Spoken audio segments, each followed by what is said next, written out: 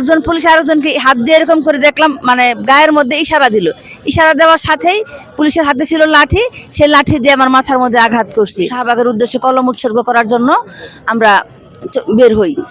ওখানে গিয়ে যে দেখলাম যে পুলিশ ব্যারিকেড দিয়ে রাখছেন, ওই ব্যারিকেডের সামনে আমরা দাঁড়ালাম। ওখানে কথা বলা শেষ, সবকিছু শেষ হওয়ার পর আমরা যখন চলে আসব, তখন হঠাৎ করে অতর্কিত ভাবে আমাদের উপরে হামলা চালায়।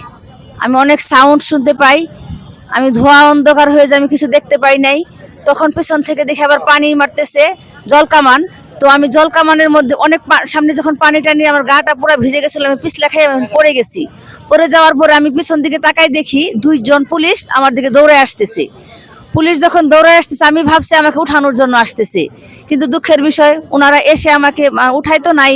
একজন পুলিশ আরেকজনকে হাত দিয়ে এরকম করে দেখলাম, মানে গায়ের মধ্যে ইশারা দিল।